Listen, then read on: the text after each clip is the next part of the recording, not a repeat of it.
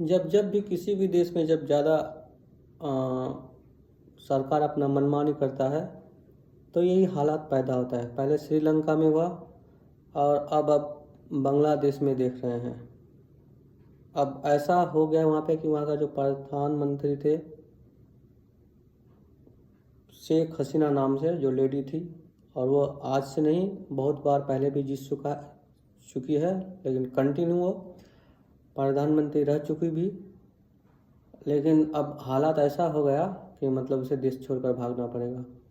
मतलब यह ना सत्ता के बारे में कहा जाता है ना कि किसी को भी अगर ज़्यादा दिन के लिए छोड़ दोगे ना तो वो फिर मनमानी करने लगता है, क्योंकि वो धीरे धीरे आदमी का माइंड को, अपने जनता जो देश का वासी है उसका माइंड को समझने लगता है कि हम किस तरह से हैक कर सकते हैं। और जब वो बार बार कंटिन्यूसली जीतने लगता है तो फिर वो अपना जाल बिछाने लगता है अपने आप में काबू में लाने के लिए, ताकि वो मनमाना देश में कर सके। लेकिन हर देश की जनता ऐसी नहीं होती है, और मतलब इंसान के बर्दाश्त की लिमिट होती है, और जब वो लिमिट क्रॉस करता है कोई अगला तो ऐसा ही हालात होता है। पहले श्रीलंका भी इसी तरह हुआ कि सरकार वहाँ का मनमानी कर रहा था, और अब इसी तरह बांग्लादेश में हुआ कि वहाँ का सरकार अपना मनमानी कर रहा था, खास करके स्टूडेंट लोगों के साथ। मतलब हर तरह से वो पब्लिक को अपने कैप्चर में कर रहा था, धीरे धीरे करना चाह रहा था। और फिर हालात अब ऐसा हो गया कि जब इंसान को बर्दाश्त नहीं था कोई चीज़ तो भाई भले ही जान क्यों ना चले, लेकिन उस चीज़ का वो विरोध करना लगता है। और हमारे देश में भी इसी तरह का हालात कुछ हो गया था, लेकिन अब थोड़ा शांत है जब से इलेक्शन हुआ है। नहीं तो यहाँ पे भी जो भी थे, जो भी सरकार में थे, वो मतलब अपना मनमानी एक तरह से कर रहा था। ये अच्छे आदमी, अच्छे इस चीज़ को अच्छा इंसान अच्छे से जानता है, इस बात को कहने की ज़रूरत नहीं है, बोलने की ज़रूरत नहीं है। तो अगर लंबे समय तक आप हैं तो आपका ये कर्तव्य नहीं होता है कि आप देश की जनता के साथ अपना मनमानी करें। ये गलत है। जो सिस्टम है जिससे इंसान की ज़िंदगी बेहतर हो सके उस चीज़ पे रहिए, उस चीज़ पे फोकस कीजिए।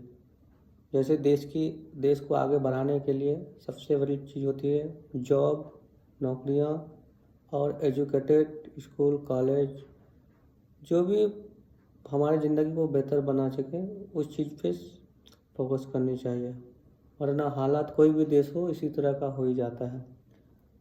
तो और देश की जनता से भी ये कहूँगा कि भाई आप जात पात पे मत जाए।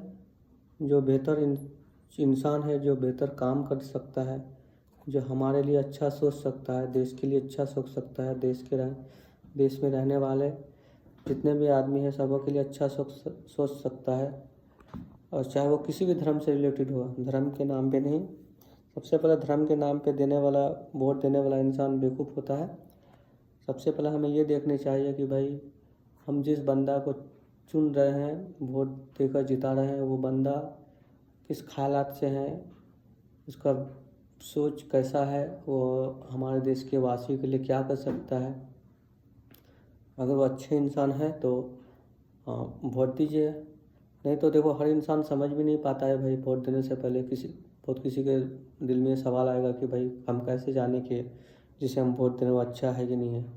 तो 5 साल का टर्म होता है ना भाई। अगर आपने एक बार गलती से दे दिया उन्हें तो आप 5 साल में तो देख ही लिए कि भाई किस तरह से काम कर रहा है। नेक्स्ट टाइम उन्हें हराओ यार। क्योंकि देखो भाई ज़रूरत पड़ने पे हमें खुद अपना जुगाड़ करना पड़ता है। तो फिर हम ऐसे बंदे को क्यों वोट दें जो हमारे लिए नुकसान पहुंचाए, हमारे देश के लिए नुकसान पहुंचाए, और जातिवाद के नाम पर देश में दंगा फसाद कराएं। सरकार का ये काम नहीं होता है कि जात के नाम पे आप आपस में एक दूसरे को लड़वाओ, बल्कि उनका ये काम होता है कि अगर बंदा आपस में जात पात के नाम पे लड़ रहा है तो भाई आप उन्हें समझाओ, उन्हें धर्म का सही ज्ञान दो कि धर्म क्या कहता है। धर्म कभी नहीं कहता है कि आपस में लड़ो मरो कटो, बल्कि धर्म एक दूसरे को हेल्प करने के लिए सिखाता है। तो आज जो बांग्लादेश हमारे पड़ोसी कंट्री है, तो वहाँ पे उसी तरह हुआ कि वहाँ पे जो आम आदमी थे उनके आरक्षण जो थे उसे रोक लिया गया। वो उस पर आरक्षण दे रहे थे जो उसके बातों पे फॉलो कर रहे थे, सर वहाँ के सरकार के बातों पे फॉलो कर रहे थे, वो उसी का ज़्यादा केयर कर रहे थे। इसके अलावा स्टूडेंट के लिए जो फैसिलिटी होनी चाहिए वो फैसिलिटी नहीं हो पा रहा था, जॉब का कोई मतलब नहीं था। मतलब मिला जुला करके इतना दिन से जब वो रहा तो मतलब अब उसके पार्टी में जो जाए वो अच्छा, उसके लिए हर कुछ, और जो उसके पार्टी के खिलाफ अगेंस्ट में रहे या उसके विरुद्ध किए, अगर वो कुछ गलत करे उसके विरोध में कुछ बोले, तो ऐसे इंसानों के लिए वो जो भी सरकार की तरफ से जो भी आरक्षण था उसको वो ख़त्म कर रहा था। ये गलत चीज़ था। इंसान की लिमिट होती है बर्दाश्त करने की, और वहाँ पे रिजल्ट मिल गया भाई, वहाँ पे एजुकेटेड आदमी है। एजुकेटेड आदमी जल्द नहीं लेकिन देर से समझता है जरूर कि भाई गलत क्या है सही क्या है। तो इसीलिए भाई हालात जिस कंट्री में इस तरह का होगा भाई, आंदोलन छिड़ेगा ही, फिर वहाँ पे सरकार को भागना पड़ेगा ही। ठीक है, ये वीडियो यहीं तक।